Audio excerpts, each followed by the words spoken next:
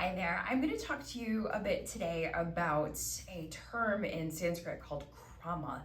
Krama means proper succession. It can be used in meditation practice, it can be used in pranayama, it can be used in your asana, your physical practice, but it's honestly one of the best day-to-day practices you can think of. Oftentimes I see students come into meditation or come into a physical asana practice, and the expectation is that they can just do everything, that my body should move the way your body moves, and that I should easily be able to sit in meditation for long periods of time, or even just to be able to sit in this shape. When I stand in front of a room and I teach a physical practice, my students often forget that I have been doing this physical practice since I was 16 years old. The way that my body moves and the way that their body moves is going to be totally different if they are walking through the door and experiencing that movement for the first time. The same thing goes for meditation. I've been doing a meditation practice since I was 16 years old. And so for me, coming and sitting down and closing my eyes, it's almost like a muscle memory. I'm able to just sit and dive in. And don't get me wrong, there are days that I can't. There are days that my mind wanders. There are days that I'm agitated and frustrated and uncomfortable. It is not always easy. But we live in a society that expects that you are always on top of your game, that you are the best of the best. We live in a very competitive world.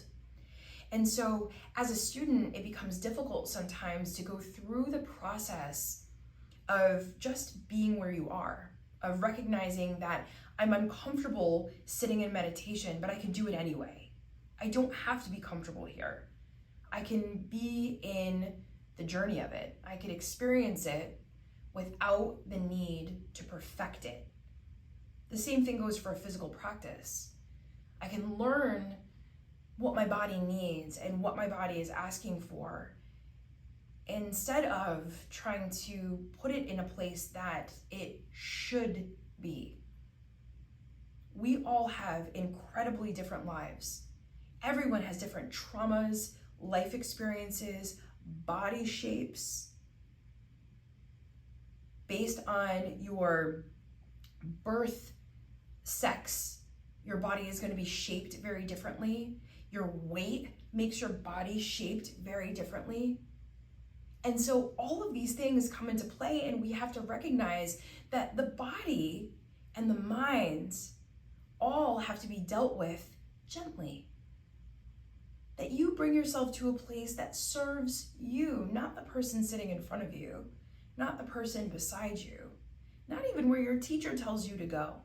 They can guide you, but it's up to you to find the place that feels the best for what you need. And it's about learning what you need.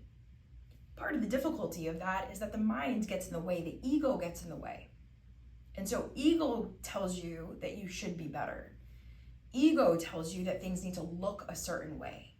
Ego tells you that you should feel a certain way. And so what do we do with that experience? What do we do to be able to experience proper succession?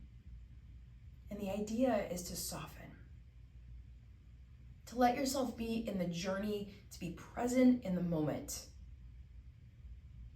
to recognize that it may feel different from day to day, to recognize that the outside world sometimes has a great effect on the way that you're able to sit and be steady. You recognize that there need not be any judgment, that you can do what feels best for your body, and that is good enough. And it's recognizing that you need to learn to crawl, and you need to learn to kind of get on your feet and wobble and walk before you can run. You learn to be comfortable being uncomfortable. No matter how cliche that is, it is the truth. And as you dive into these practices, the more that you learn, the more you give yourself some wiggle room.